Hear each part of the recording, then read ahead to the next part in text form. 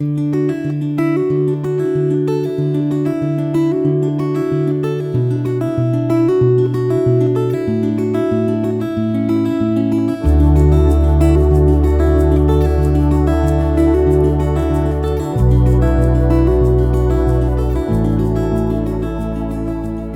reading begins in 1 Samuel chapter 12, starting in verse 1. Samuel said to all Israel, "Behold, I have listened to your voice and all that you said to me, and have made a king over you. Now, behold, the king walks before you. I am old and gray-headed. Behold, my sons are with you. I have walked before you from my youth to this day. Here I am. Witness against me before the Lord and before his anointed. Whose ox have I taken? Whose donkey have I taken? Whom have I defrauded? Whom have I oppressed? Of whose hand have I taken a bribe to make me blind my eyes? I will restore it to you." They said, "You have not defrauded us, nor oppressed us, neither have you taken anything from anyone's hand." He said to them, "The Lord is witness against you, and his anointed is witness today, that you have not found anything in my hand." They said, "He is witness." Samuel said to the people, "It is the Lord who appointed Moses and Aaron, and that brought your fathers up out of the land of Egypt. Now therefore stand still, that I may plead with you before the Lord concerning all the righteous acts of the Lord, which he did to you and to your fathers. When Jacob had come into Egypt, and your fathers cried to the Lord, then the Lord sent Moses and Aaron, who brought your fathers out of Egypt, and made them to dwell in this place. But they forgot the Lord their God, and he sold them into the hand of Sisera, captain of the army of Hazor, and into the hand of the Philistines, and into the hand of the king of Moab, and they fought against them. They cried to the Lord, and said, We have sinned, because we have forsaken the Lord, and have served the Baals and the Ashtaroth. But now deliver us out of the hand of our enemies, and we will serve you. The Lord sent Jerubbaal, Badan, Jephthah, and Samuel, and delivered you out of the hand of your enemies on every side, and you lived in safety. When you saw that Nahash, the king of the children of Ammon, came against you, you said to me, No, but a king shall reign over us, when the Lord your God was your king. Now therefore see the king whom you have chosen, and whom you have asked for. Behold, the Lord has set a king over you. If you will fear the Lord, and serve him, and listen to his voice, and not rebel against the commandment of the Lord, then both you and also the king who reigns over you are followers of the Lord your God. But if you will not listen to the Lord's voice, but rebel against the commandment of the Lord, then the Lord's hand will be against you, as it was against your fathers. Now therefore stand still and see this great thing, which the Lord will do before your eyes. Isn't it wheat harvest today? I will call to the Lord, that he may send thunder and rain, and you will know and see that your wickedness is great, which you have done in the Lord's sight, in asking for a king. So Samuel called to the Lord, and the Lord sent thunder and rain that day. Then all the people greatly feared the Lord and Samuel. All the people said to Samuel, Pray for your servants to the Lord your God, that we not die, for we have added to all our sins this evil, to ask for a king. Samuel said to the people, Don't be afraid, you have indeed done all this evil, yet don't turn away from following the Lord, but serve the Lord with all your heart. Don't turn away to go after vain things which can't profit or deliver, for they are vain. For the Lord will not forsake his people for his great name's sake, because it has pleased the Lord to make you a people for himself. Moreover, as for me, far be it from me that I should sin against the Lord in ceasing to pray for you. But I will instruct you in the good and the right way. Only fear the Lord, and serve him in truth with all your heart, for consider what great things he has done for you. But if you keep doing evil, you will be consumed, both you and your king. Saul was 30 years old when he became king, and he reigned over Israel 42 years. Saul chose for himself 3,000 men of Israel, of which 2,000 were with Saul in Michmash and in the Mount of Bethel, and 1,000 were with Jonathan in Gibeah of Benjamin. He sent the rest of the people to their own tents. Jonathan struck the garrison of the Philistines that was in Geba, and the Philistines heard of it. Saul blew the trumpet throughout all the land, saying, Let the Hebrews hear. All Israel heard that Saul had struck the garrison of the Philistines, and also that Israel was considered an abomination to the Philistines. The people were gathered together after Saul to Gilgal. The Philistines assembled themselves together to fight with Israel, 30,000 chariots, 6,000 horsemen, and people as the sand which is on the seashore in multitude. They came up and encamped in Michmash, eastward of Beth-aven. When the men of Israel saw that they were in trouble, for the people were distressed, Then the people hid themselves in caves, in thickets, in rocks, in tombs, and in pits. Now some of the Hebrews had gone over the Jordan to the land of Gad and Gilead, but as for Saul, he was yet in Gilgal, and all the people followed him, trembling. He stayed 7 days, according to the time set by Samuel, but Samuel didn't come to Gilgal, and the people were scattering from him. Saul said, "Bring the burnt offering to me here, and the peace offerings." He offered the burnt offering. It came to pass that as soon as he had finished offering the burnt offering, behold, Samuel came, and Saul went out to meet him, that he might greet him. Samuel said, "What have you done?"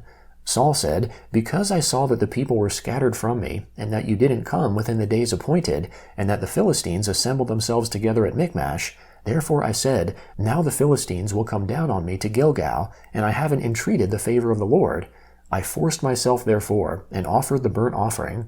Samuel said to Saul, "You have done foolishly. You have not kept the commandment of the Lord your God, which he commanded you, for now the Lord would have established your kingdom on Israel forever. But now your kingdom will not continue. The Lord has sought for himself a man after his own heart, and the Lord has appointed him to be prince over his people, because you have not kept that which the Lord commanded you." Samuel arose and went from Gilgal to Gibeah of Benjamin. Saul counted the people who were present with him, about 600 men. Saul and Jonathan his son and the people who were present with them stayed in Gibeah of Benjamin, but the Philistines encamped in Michmash. The raiders came out of the camp of the Philistines in 3 companies. One company turned to the way that leads to Ophrah, to the land of Shual. Another company turned the way to Beth Horon, and another company turned the way of the border that looks down on the valley of Zeboim towards the wilderness. Now there was no blacksmith found throughout all the land of Israel, for the Philistines said, "Lest the Hebrews make themselves swords or spears." But all the Israelites went down to the Philistines, each man to sharpen his own plowshare, mattock, axe, and sickle. The price was 1 payim each to sharpen mattocks, plowshares, pitchforks, axes, and goads. So it came to pass in the day of battle that neither sword nor spear was found in the hand of any of the people who were with Saul and Jonathan, but Saul and Jonathan his son had them. The garrison of the Philistines went out to the pass of Michmash. The Gospel of John, chapter 7, starting in verse 1. After these things, Jesus was walking in Galilee, for he wouldn't walk in Judea, because the Jews sought to kill him. Now the feast of the Jews, the Feast of Booths, was at hand. His brothers therefore said to him, "Depart from here and go into Judea, that your disciples also may see your works which you do. For no one does anything in secret while he seeks to be known openly. If you do these things, reveal yourself to the world." For even his brothers didn't believe in him.